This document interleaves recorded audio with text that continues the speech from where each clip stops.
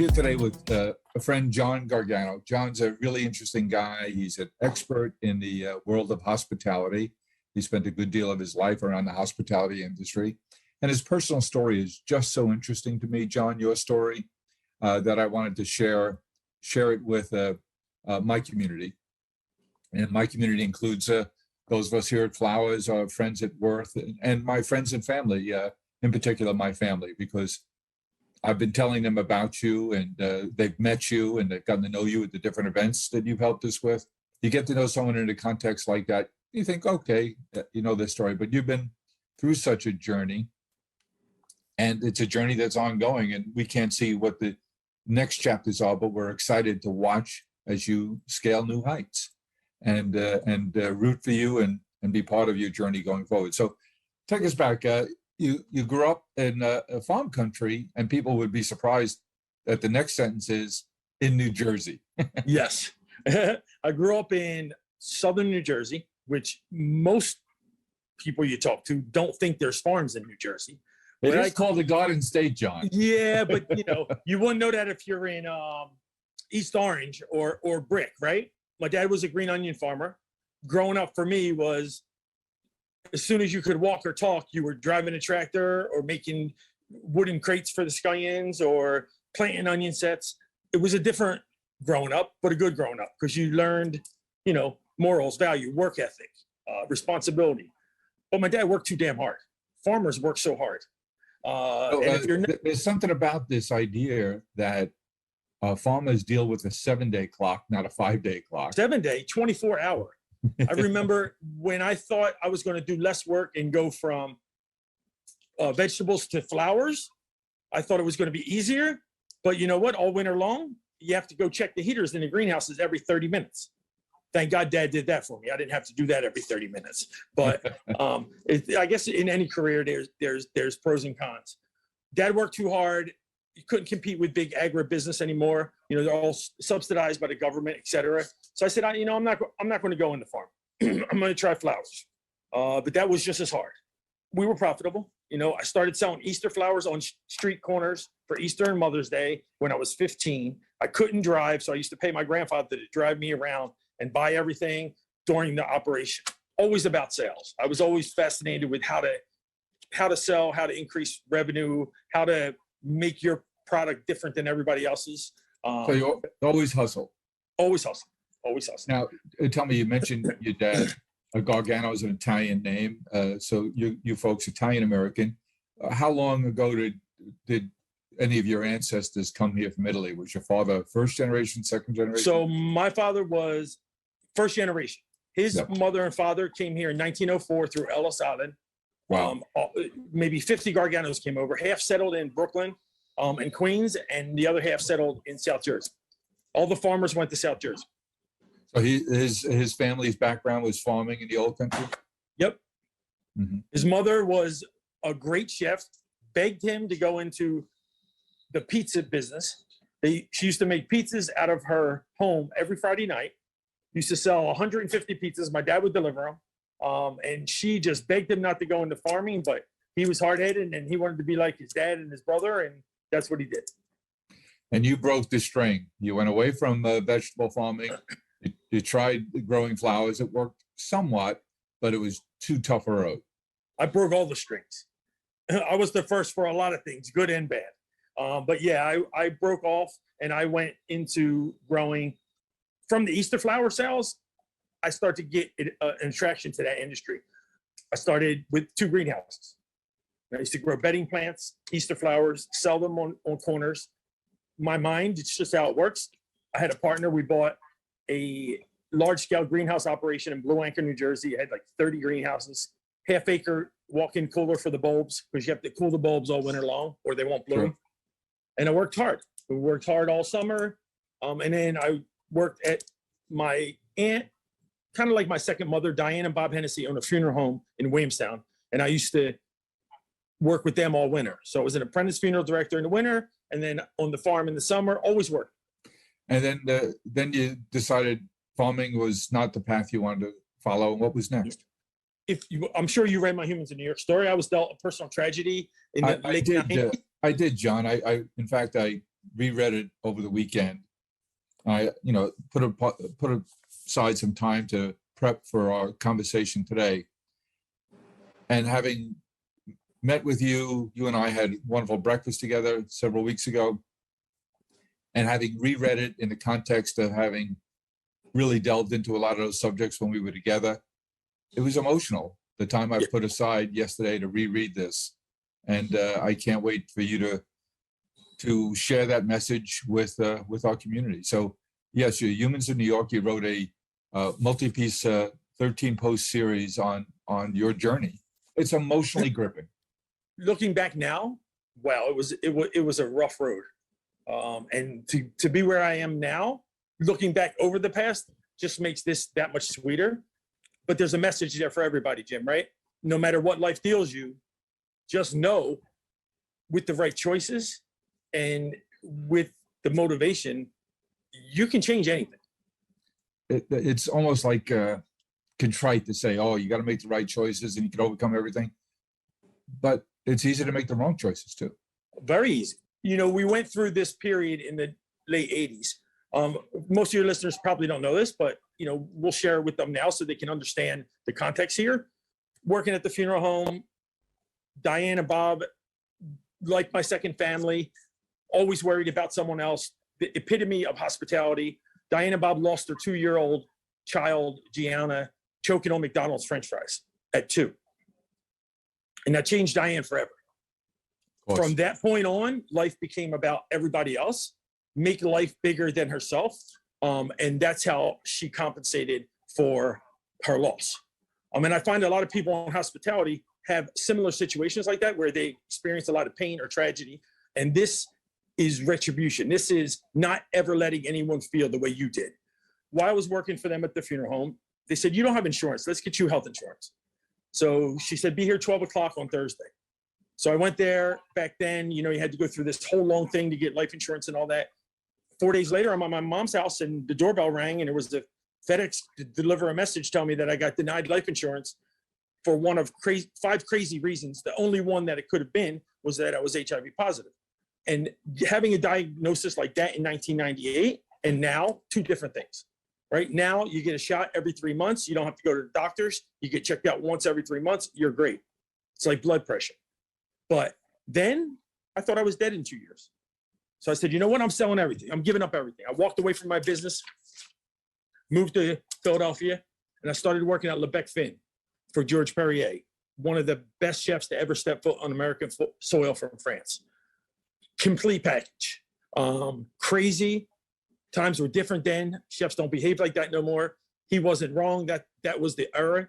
But my first night there, washing dishes and pots are being thrown and every curse word in the world you're hearing.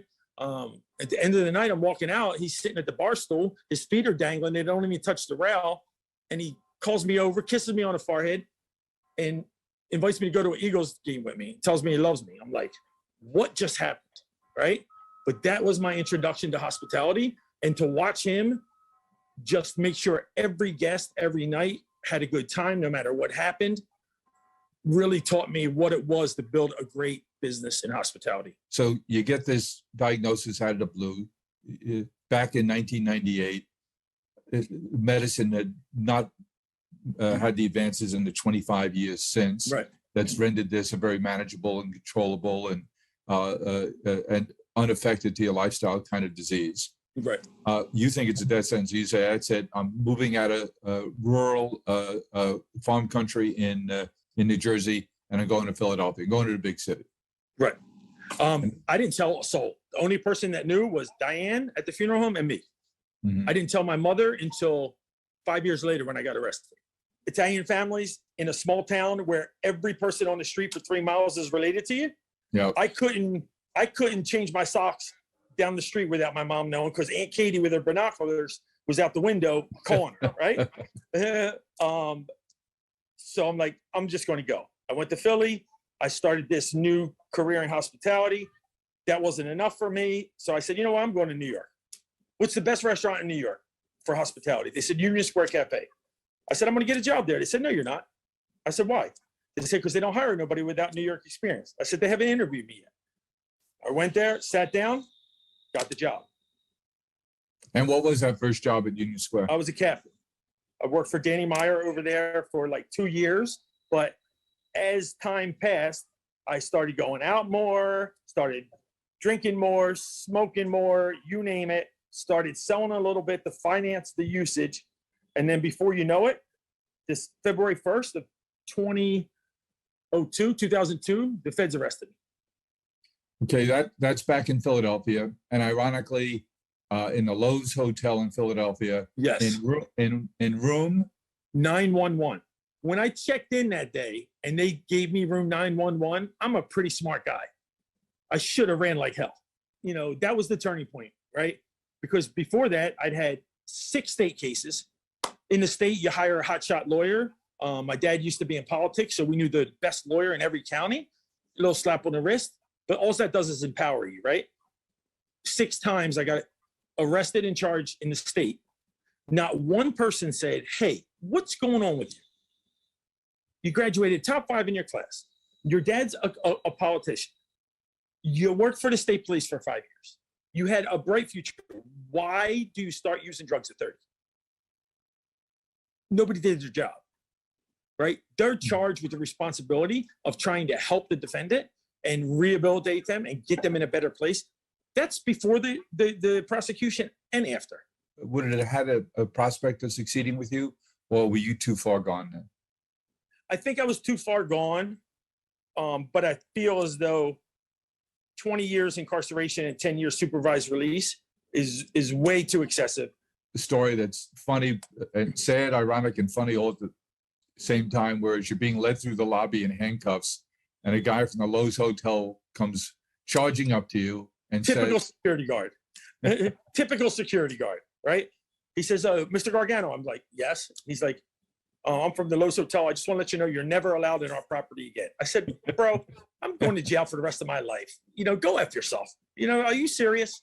The feds were just laughing. They're like, what is it with this guy? you stand trial, you get convicted, and now a judge has to sentence you. Yes. Now, you write a lot about your thoughts and concerns about mandatory minimum sentences, which is a federal law at the time. And so your sentence for your now first time conviction. First time conviction. The judge sentenced you, fill us in on the sentence. 20 years of 20-year term of incarceration, 10 years of supervised release. Supervised release in the feds, much different than probation in the state. It's very strict. You have to tell them if anything you're doing that's outside of your normal agenda, you have to tell them.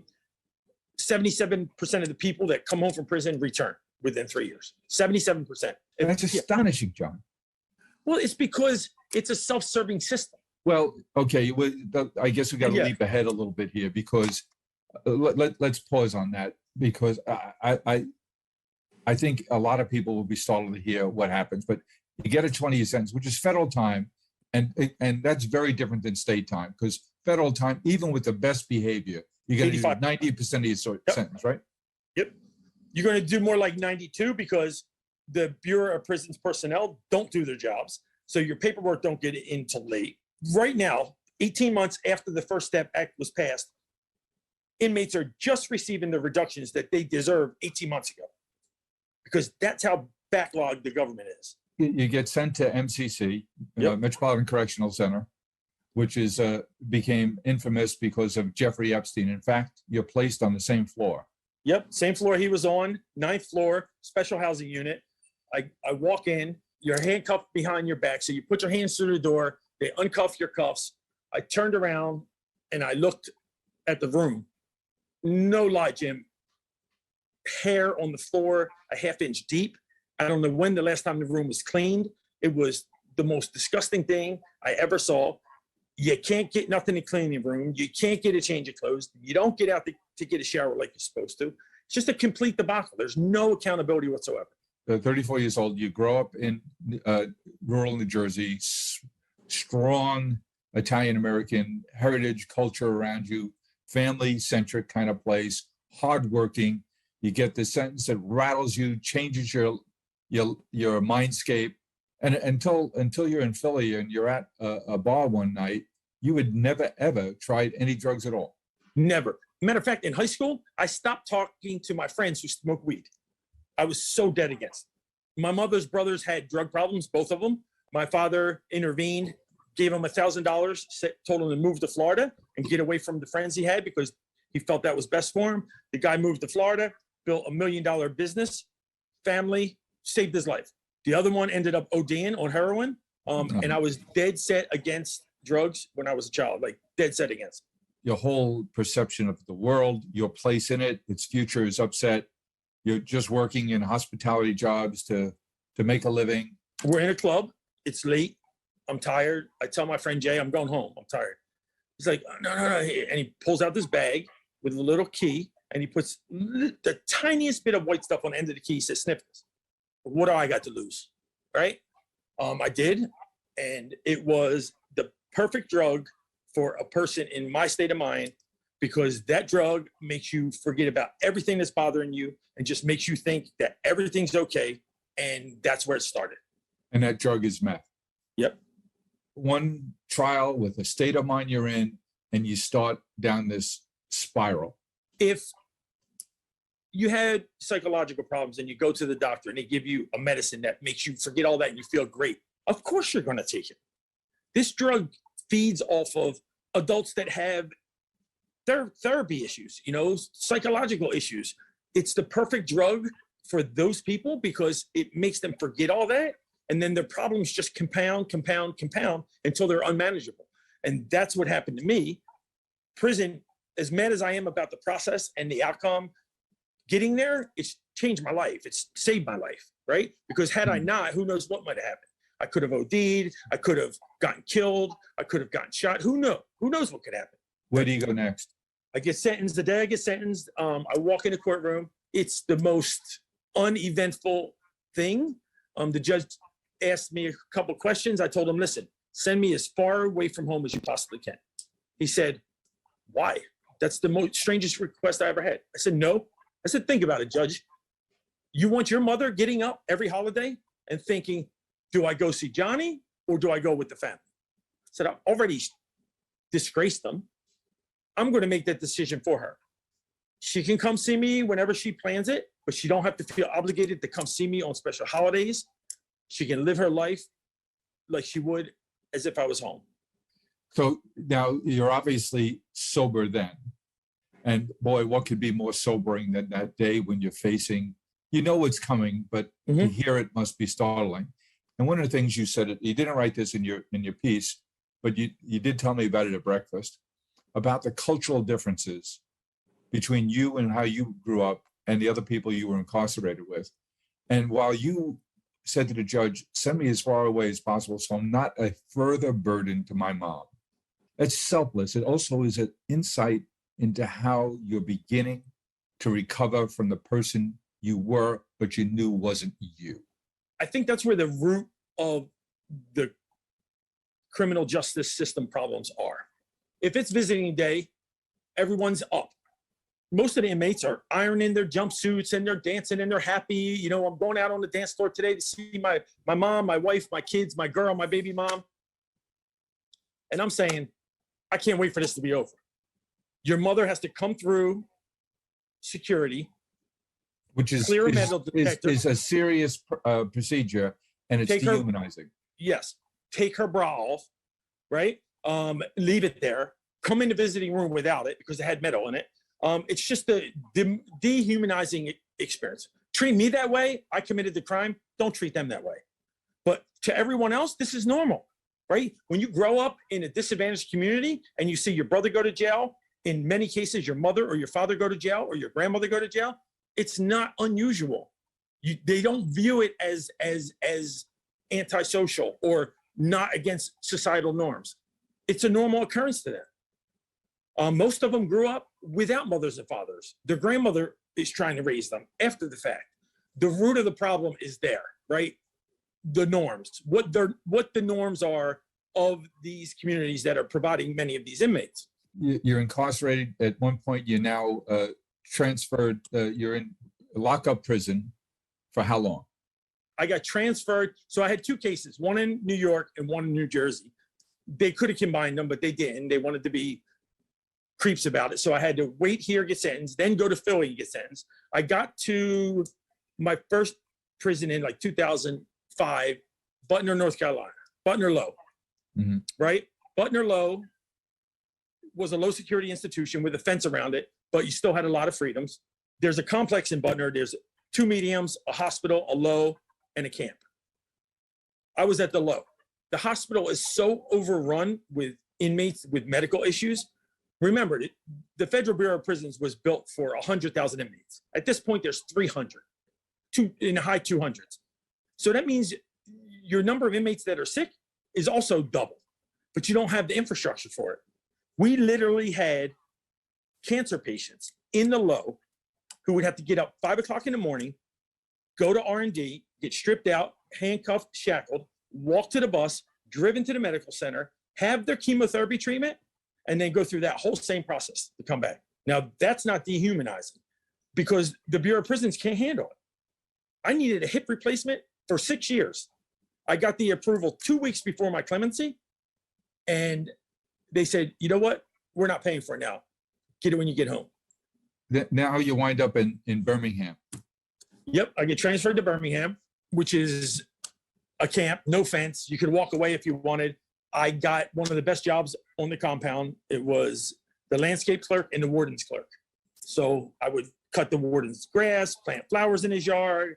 The whole time, it's the weirdest situation because I'm so mad at the system and I'm so mad at everybody that represents it. But I'm also smart enough to know that you can't fight them because you can't win. You told me, and you're right, that you had a blemish-free record the whole time you were incarcerated. Yep, not a single write-up. Which most people would be shocked at. Yes, because you can get a write-up for anything. But and there's opportunity for nonsense every day, every hour. Before I went to prison, I didn't know about none of this, right?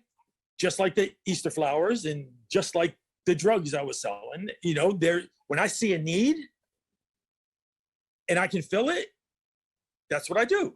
Same thing in a restaurant. You know, if there's not enough event space for large parties or semi-privates, we make one, you create one. You have to respond to what the community wants. No different than your flower business. So in prison, you can only go to commissary once a week and you can only spend $175 a month if you have the money, which most of them do not.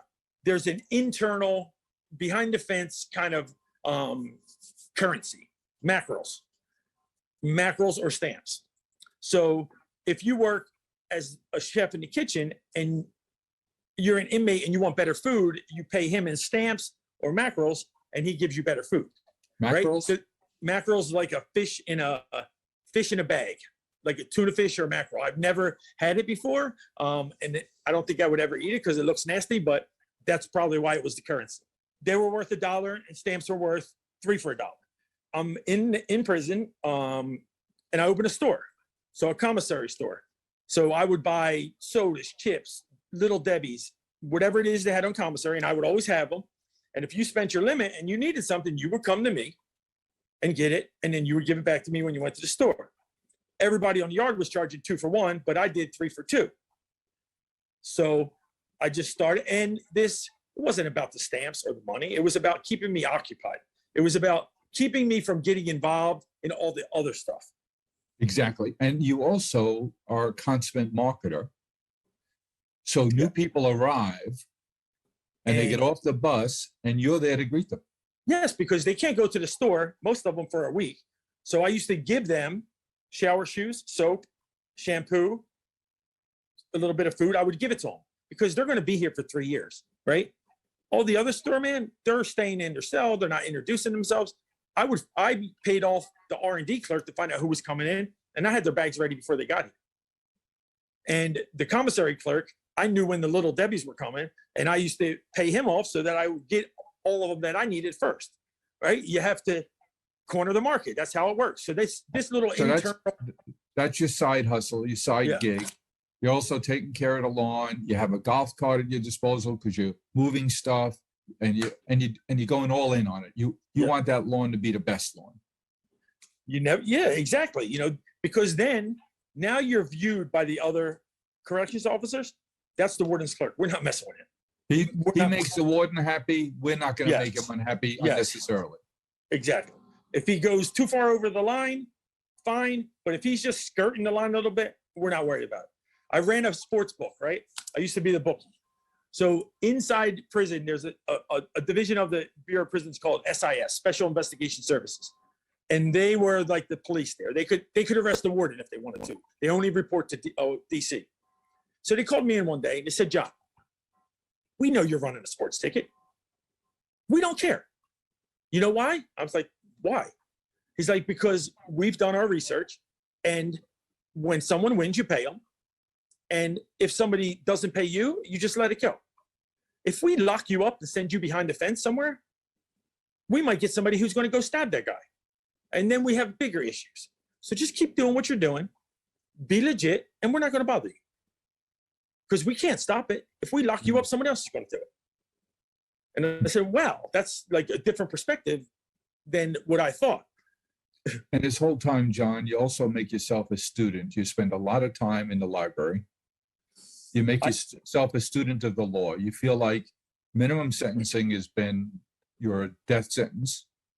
All right. In other words, it may have been your salvation, may have been, but you're saying, here I am, a young man in my 30s, and I'm looking at 20 years of this, and then another 10 of hard at home observation and reporting. So now you start learning how to write appeals. I always felt from the time I got sentenced that the government incorrectly calculated my sentence. And I'm going to tell you why in a few short sentences that everyone can understand. 21 USC 841 says that if you have a felony drug conviction after you've already had a felony drug conviction, your mandatory minimum doubles. So the key words in there are what's a felony drug conviction and what's after. Timeline. Felony drug conviction is any offense punishable by more than a year in prison. So I had a state case, which I mentioned, that I pled no contest to. It was downgraded to 1 year probation. In layman's terms, it's not more than a year in prison, so it doesn't count as a prior felony drug conviction. But the judge and the prosecutor argued that it's not what you were punished, it's what it was punishable by. Mm-hmm. And I always said that that was vague, and that wasn't the intent of Congress when it was passed. And they viewed it that way, but it was shot down all the way to the Supreme Court. But you're an angry guy, you're incarcerated, you feel like you've been wronged, you're searching for any way to save your life now. And you're writing these appeals, you're writing these requests for clemency, denied. Yes. And now what happens under the Obama administration? So you watch George Bush get elected, and you can't wait for the next election. And then you see him steal the second election. Now you're really discouraged. Then Obama gets elected. I remember the night Obama got elected, when he walked out on stage in that park in Chicago. It was late at night, but every person in that prison was up and watching that TV. There were no dominoes being slammed down, nobody yelling, nobody screaming, because he represented hope, right? He represented somebody who was from these communities that are putting all these young men and women in prison who might just understand. And so Obama puts in a new piece of a new regulation. Well, this is the second term now. First term goes, everyone's mad at this point. He gets reelected, and then things start to happen. The Clemency Initiative. Eric Holder and him announced the Clemency Initiative that said, if you have served more than 50% of your sentence, you have no violence in your history, you have a clean prison record, and you would have received less time being sentenced in 2015 than when you were sentenced, tell us why you should go home. Do a petition. And you're reading this and say, check. I'm not waiting for no lawyer no more. The first one got me 30 years and charged me 60 grand. I'm doing this myself. Got up every day, went to the law library. Now, granted, I've been preparing for this for 13 years. I had 85 certificates from in-prison programming. I had college classes from Ohio University, college program for the incarcerated that I was taking. And I was ready. I just put it all together, did one little summary personal statement directly to Obama about everything that we just talked about. And I just asked for his humble consideration. A year goes by. Every 3 months, he's letting out 50, 80, 100. It's getting towards the end of his term. Only a year left. What's the tone and tenor like inside now with this clemency project? Everyone's trying for it, whether they qualify or not. You think you qualify. What does that do to the morale of you and your fellow inmates? Yeah. Hope. Before that, you had no hope. No hope at all. And that's really how they felt. In justice system, there are people right now in prison, life sentences for marijuana, and you can buy it on the streets in New York City.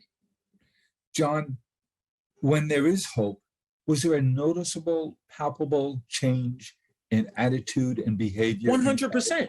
100. When you treat a class of people like they can never attain something, what benefit is there or motivation is there for them to do better or be good or treat each other with respect? Basically society's telling them your life is not worth anything. I'm not saying that's correct, but that's really how it feels to them. I remember walking out the door when I left and I looked over my shoulder and there's still 4 or 5 faces that I'll remember for the rest of my life. And it's a burden I've carried on my shoulder since the day I came home, was that I needed to be successful so they got a chance one day. Coop from Atlanta had 40 years, 2 kids for a very little amount of drugs. Keith from Florida had a life sentence for marijuana. It was just like heartbreaking. And I'm walking out the door saying, these guys are so much more deserving of this than me, but they didn't know how to write a petition. You went a year with your clemency appeal in the process. Yep. And there's a lady lawyer you interacted with at the Clemency Project. She called me one time. She wasn't moving fast enough. I sent it in without her. A year later, my case manager called me, said, hey, Obama's administration wants your prison records. Can I give them to them? I'm like, well, you tell me. What do you think? Nah. If I say, oh, you're going to give them to them anyway. You know what I'm saying? So listen, it's great that you told me. You need stamps to mail them out here. That was that. So now I start to get a little bit excited. Because before that, most of the recipients had been crack cocaine offenders who received 100-to-1 ratio, because crack and cocaine is the same thing, but the way the sentencing sentenced them, one got far worse sentence than the other. Several points I'm saying, well, you know what? This is just for them. It's not going to apply to me. You're in how many years at this point? I'm in 11 and a half at this point. Are you sober that whole time? 100%. Yeah. 100%. So now you get a call. I'm working. I hear my name over the loudspeaker. This jive turkey counselor I had, who's horrible, called me to the office. I walk in. I'm like, what's up, Brown? He's like, SIS wants to see you at 1 o'clock. I don't care. SIS, I don't care about SIS. He says, just be there. I said, I'm not waiting till 1 o'clock. I'm going right now. They want to see me? I'm going right now. So I go over to the warden's office. I said, hey, warden, SIS wants to see me. Can you call them? I want to see them now. I don't want to wait till 1 o'clock. He said, John, just come back at 1 o'clock. Right? So I leave. I go back at 1 o'clock. I'm sitting on a bench. There's 6 other guys there. I'm trying to figure out what's going on, because administration's great in there to try to get a bunch of people together, try to question them, threaten to lock them up to get the information they want. So I'm wondering, what could this be about? Everybody on the bench is like from a different demographic, from a different part of the country. Nobody hangs out together. It was just no conversation, no correlation. So I said to them, I said, did everybody here apply for clemency?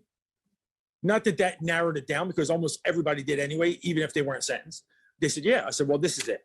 I said, there's no other correlation between any of us. I'm like, we all know each other, but we don't eat together. We don't go to the yard together. We don't work together. It can't be nothing but that. So one by one, they called everybody in. I was last. But every time somebody came out, they're slamming the door, they're cursing, they're saying, FSIS, this place sucks. I can't wait to get out of here. So I'm like, all right, what is this now? So I walk in. The warden says, the phone rings just as I walk in. The warden says, answer that. I'm like, come on. You don't answer the phone in prison. You touch the phone in prison, you'll never see the sunlight for a year. He said, John, answer the phone. Answered the phone, and it was Temitope Youssef. And I'll remember these words for the rest of my life. She said, Mr. Gargano, she said, this is Temitope Youssef. I'm the lawyer who was assigned to you from the Clemency Project. And I fought the urge to say, oh, yeah, thanks for doing my petition. But I didn't. And she says, just want to let you know, Obama signed your petition this morning. You're going home in 4 days. Just like, wow. I got out, I went outside, I got in the golf car. And just like I would do often is I would just drive around the Air Force Base.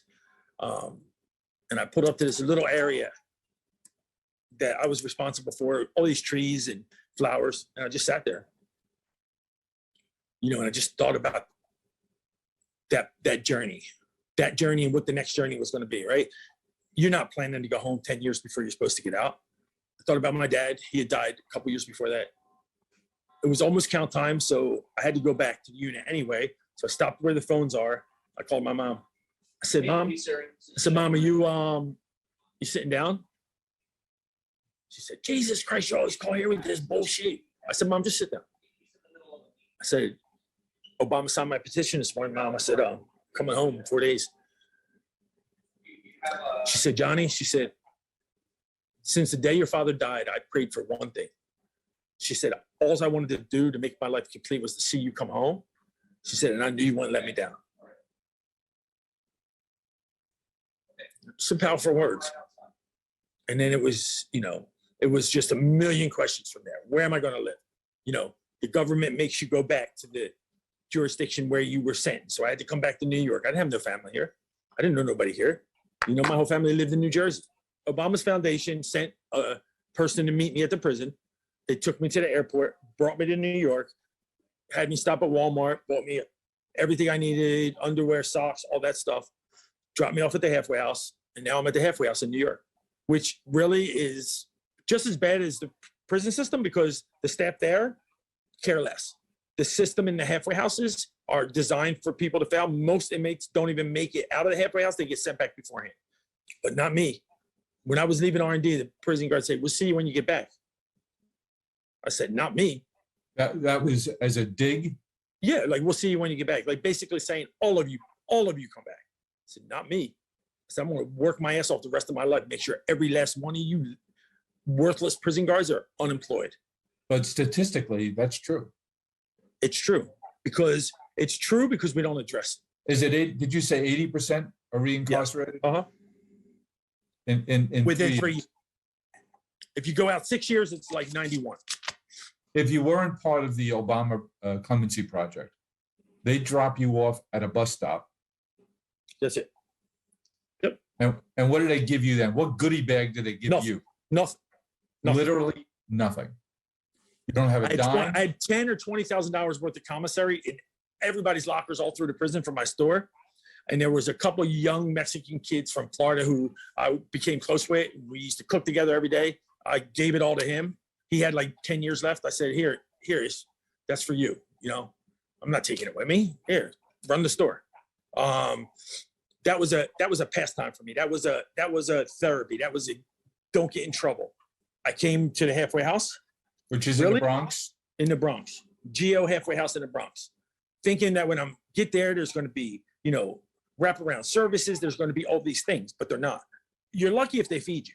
That's how bad it is. In order to get a job, you have to go through this whole process. Then you have to give them a pass to get out of the halfway house 2 weeks in advance. Most people don't have their schedules 2 weeks in advance. So the system is just designed to frustrate. But you have no cash. What about a driver's license? I had nothing. No identification, nothing. You have no ID. Nothing. You would think in 13 years, the Federal Bureau of Prisons could have figured out a program to make sure that the inmates left with identification.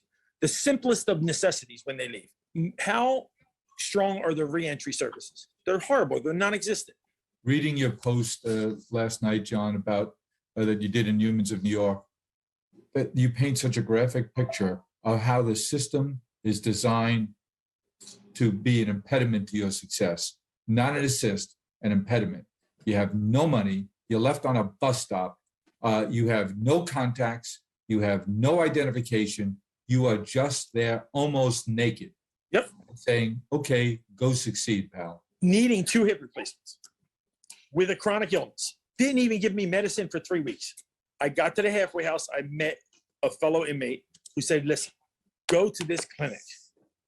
Where I came from, where I grew up, clinics to me has a very negative connotation to it. You think about waiting 5 hours to be seen. I'm like, oh, no clinic. He said, go there. Go see Iris. Right? And everything I kept hearing was Iris, Iris, Iris, almost like talking about Oprah or God. Iris is a licensed therapist for the Coming Home Project at Mount Sinai St. Luke's Hospital. Iris herself did 13 years in state prison when her apartment got raided by state DEA agents. It was her boyfriend's drugs. He cooperated, got 2 years. She got 13. She had 6 children. Her youngest daughter had a son who had a child and another daughter, died of cancer like just when I met her. So she's now raising the grandson and the great-grandson and the granddaughter, working 80 hours a week, trying to help people like me coming home. And every year in January, she has to sweat for 45 days just to find out that the funding came through and they can make it another year. How do you climb this mountain? You have no money, you don't have no ID, you have no medical coverage, you don't even necessarily have access to food. And now you're expected to get a job, get an apartment, be self-sufficient, find your own way to healthcare, but you did. You have to prioritize, right? What's first? Medical's first. So I said, Iris, let's get, she brought me over to the physician assistant the first day. I told Dr. Zudi, I told her about my hips. She said, the reason you have hip problems is because you're on this medication that is now known to cause this. And we've known for 6 years that you should have gotten changed off of this 6 years ago, but the Bureau of Prisons kept giving it to you. That's why you need 2 hip replacements. My case is a bellwether case against Gilead because they knew that it caused that and they didn't tell nobody until 10 years later. That's about to go to trial. But she got me off of that the same day. However I contracted HIV, they felt as though I contracted Hep C at the same time. So they got me Hep C treatment. 10 weeks later, cured, never to come back again 6 years later. Free. The state of New York offers it free, yet the federal government couldn't offer it free in prison. There's just, priorities are not there. She got me my hip replacements. I did the first one, and then I said, I'm going to go to work now. At some point, I need to start bringing in money. I reached out to George Perrier from Philly. I got a handwritten letter of recommendation from him, and I started applying. Nobody called me. Nobody would call me for an interview. So I figured it out. It was probably because my resume had a 15-year gap on it or 13-year gap on it. And there was an ad for an event captain at River Park or event support at River Park. River Park, a restaurant at the time on the east side of New York, yep. overlooking the East River, beautiful spot in a brand new building run by Craft Hospitality, yep. The famous chef, Tom Colicchio. I was ready for it. So I had my resume. I knew what I was going to say. I walked in. I asked for Raven. They said, have a seat. So now I'm waiting for Raven to come. I'm on him. I've been practicing this on the train all the way here. Raven walks up to me. Before he even got to me, I've met him like 6 feet tall. I said, here's my resume. Before you ask, there's a 15-year gap. This is why. It's not who I am, but it's part of me. I think you should know. He said, let's have a seat for a minute. Right? So we sit down. We talk. He said, I don't care about none of that. If Obama lets you out of prison, that's good enough for us. Let's go. We're gonna give you a $10 an hour beer garden cashier job. Opening beer cans in the beer garden. I said, great, I'll take it. Later on, I found out, he said, the only reason I hired you is I graduated from Ohio University. He's like, and how could I tell somebody from my alma mater no? I said, hey, whatever worked. It got me in the door.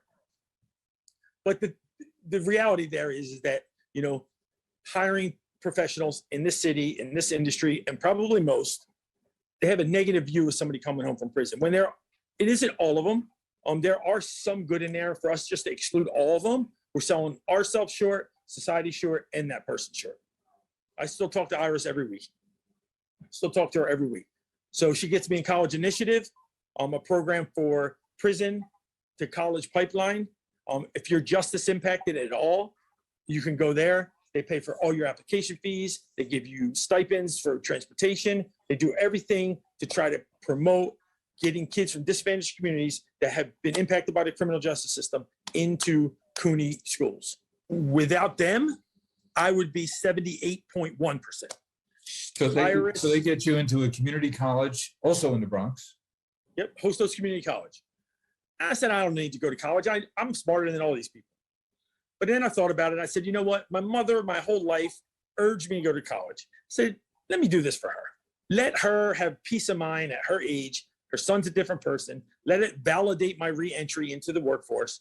Let me do it. I worked full-time and went to school full-time. Full-time plus. Most kids took 4 classes. I took 6. Graduated from Hostos with a 4.0 in business administration. It was about a month before graduation. And a kid in my class said, hey, I just got a scholarship to go to NYU. I said, what? How'd you get a scholarship to go to NYU? He said, yeah, here, you fit the demographic, what they're asking for, the qualifications, apply. He's like, you need a professor to recommend you, nominate you. So I said, I already know who I'm going to ask. Professor Sandy Figueroa. She's 77 years old. She's been in public education for 65 years. She teaches a business communications class. My first day in there, she asked me why I took this class. And my answers were like, I think this, or I hope that. She said, think and hope. She's like, we don't use them words in business. She's like, definitive. She chewed me up and spit me out the first day. And I said, this one here, she's going to teach me something. So she nominated me. Long story short, I got a scholarship to go to NYU, all from the College Initiative and Iris, which got me on the track. 3 months after the beer garden, I became a captain. 3 months after that, I became a manager. 3 months after that, I became a director of hospitality. Right before the pandemic hit, I got the scholarship to go to NYU. So most of the pandemic, I stayed home taking classes from NYU. But while I was working at River Park, it was hold yourself to a higher level of accountability than anybody else does. And you'll always be in the 99th percentile against your peers. I was the first one to work, the last one to leave. I made sure I knew you needed a drink before you knew you needed a drink. I knew you by name when you came in. I knew what you liked to eat and drink. And I just made it personal. When you make things personal, you create long-lasting relationships that guests want to come see you. The dining community in New York, in the restaurant side of it, for years has gotten less and less personal. And I'm against that. I think the more personal you make it, the more strength your followers have, and so will your financial statements. And that's just how I operated as a manager. And we just kept growing. I remember you had a week off one time. Actually, I went home for a month. I said, Mom, I've been going for 20 years. I ran away for 5. I went to prison for 13. Now I worked for 3. I'm all yours for the summer. What do you want to do? She said, I want to go to the peach orchard, pick peaches, and I want to make jam. We get to the peach orchard. I'm fighting her. I want to get on the ladder. No, I can pick peaches. What do you think I did for the last 20 years? You weren't here.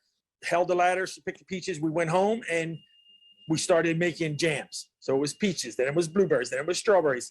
Then it was apple. It was all summer long. That's all we did. What was that time with your mom like? Priceless. Without a pandemic, it probably would have never happened, right? But it was good. It was good. She got to tell me a lot of the things that she probably wanted to tell me for years and didn't, and I got to tell her a lot of things. It was a special time. So now you're putting bricks on the wall of pleasing mom, and the next one is you graduate from NYU. So I get a phone call one day. It's the warden or the dean. Warden. I can't believe I said warden. It's the dean. She said, John, it's the dean's office. Your classmates selected you to be commencement speaker, and we want to know if you're interested in interviewing for that role. I love to talk, so of course, there's an interview. Everybody has 10 minutes one day. They send out this sample speech, right? And they said, we want you to read this during the interview. We want to see how you articulate. But it was like so standard, and it didn't apply to me, so I couldn't. If you're giving a speech, you're feeling the words, right? You wrote them, how you deliver it, where you enunciate. So I rewrote the whole thing. So I get to the interview, and before I said the speech, I said, listen, I'm sorry, but I wear my emotions on my sleeve, and I can't speak well if I don't feel what I'm speaking. So I rewrote this. And when I was done, it's like, okay, thank you. I was like, I hope rewriting the speech didn't hurt me. They said, trust me. She's like, it did not hurt you. They were supposed to let us know in 2 days. They didn't let us know. Took 2 weeks. So about 2 weeks, 10 days in, I said to my friend Jessica that they're picking me. And she said, why? I said, think about it. They're marching this kid out there on stage that sold every drug known to mankind to be commencement speaker. Some people need to sign off on this. The dean secretary is not doing this. And she said, you know what? You're right. And 2 days later, they called me and they told me I'm a pretty tough guy. There's not too many things that make me cry. When Obama signed my petition and when NYU did that, I was very emotional. And one of your prized possessions now is a note you got from President Obama. The day I gave my commencement speech, the doorbell rang. It was FedEx. Quite different than the FedEx from my mom's house delivering my diagnosis. But, I looked at it and it said Barack Obama on the package. I was like, and I opened it. You think it's going to be a letter signed by this foundation. Who knows? It's a handwritten note, little postcard that says, John, congratulations on your graduation from NYU. Michelle and I have been watching you, and you make us so proud. I hear you're going to work at Kraft. Do your thing and watch those front doors, because I'll be coming to see you. He hasn't made it yet, but he will. The letter that granted me my clemency, there's a paragraph that says, as you depart, there will be times when society doubts that you have the ability to change. You might even doubt that yourself. But just remember that your success will dictate the trajectory of the brothers and sisters you left behind. Please consider them as you make your choices. For as subtle as it sounds, every time I came to those crossroads and they happen, when you come out of prison, all your old friends want to call you up. They want to give you illegal things. They want to help you. They want to get you right back in the game. Not me. I had no social media. I refused to get it. Nobody had my phone number. I didn't want to see nobody that I knew before prison, and I still don't. Some of my best friends and people I most admire are people in recovery. I would say almost all of them are people who still work the program. What are you doing in that regard? And my therapy really is watching people grow. When I take a kid that doesn't speak any English and I get him in ESL classes and he goes from making $40,000 to being a captain and making 100, it just feeds my energy. When I take a kid who 17 different foster homes, fought for everything that he ever had in his life, sexually abused as a child, angry, and now he's getting married and moving into a home with his new baby, like, that's contagious. It's like the partnership we had with Smile Farms. When you see Manny and Tyrell and Kimberly and them come here, and the first one here, and they're so diligent to make sure they're doing a good job, and they feel part of this team. They're in the front of the room every day for the meeting. If you can't look at that and say everybody should have that opportunity, then you're just not human. Let's shine a little light on that. So Smile Farms is a program. It's been around now for about 7 years. What we do at Smile Farms is try and create work, career, and job training opportunities for people with disabilities, particularly developmental disabilities, and their adults. We did our fundraising gala at that River Park restaurant you referenced earlier, where you ran the show, and we got to know you then. And when you and Tom realized what we were trying to do, you stepped up and said, "Hey, we have some work opportunities." We had a couple of people working in the garden that you created over at River Park. And then when that went away, because they were going to construct a new building on that property where we had set up our container farm, you decided to bring a couple of people in-house and give a little color now to the couple of folks who work at Kraft and what they do. Right, River Park Farm. Jonathan Sumner, who now works closely with Small Farms in Brooklyn Grange, he was the farmer there. And we started there employing workers from Smile Farms. And when I saw the change in Kevin, he was so thrilled to come to work and so respectful and just so happy to be part of a team. When I got here to Craft, I said, you know, I'm going to figure out where to put a farm on 19th Street. I mean, there's nowhere to put a farm on 19th Street. We have a roof. The landlord said we could put it on the roof, but you have to walk up 10 flights of stairs to get to it. So whoever we hired would quit today. And then finally I said, why does it have to be a farm? And that's what I went to you. I said, Jim, why does it have to be a farm? You know, why can't these workers work in restaurants? You can tell us about the day not too long ago that the world-class glass polisher decided to speak up. So we asked for shout outs, right? So yay, we shouting out Santiago. He did this, he did that. So out of the blue, Manny, when I called for a shout out, he's like, I have a shout out. So he walked behind the bar where all the managers were, and he went on this like minute-long shout out, shouting me out for giving him an opportunity when nobody else would, right? And you hear them words, same words I said about Crafted at River Park, right? The same words that those inmates from those disadvantaged communities think will never happen. It was touching, right? He's shouting me out. He wants to shout me out for giving him an opportunity that nobody else ever would. I mean, that's special. John, thanks for sharing your story with us. It's remarkable. I can't wait to come see you again at Craft sometime soon, or one of your other restaurants, or half a dozen restaurants Craft Hospitality Group operates in and around New York. They're all terrific. And more than that, they're special because of the people who make up Craft Hospitality. And you're the poster child. People over profits. People over profits. That's our logo. Thanks, John.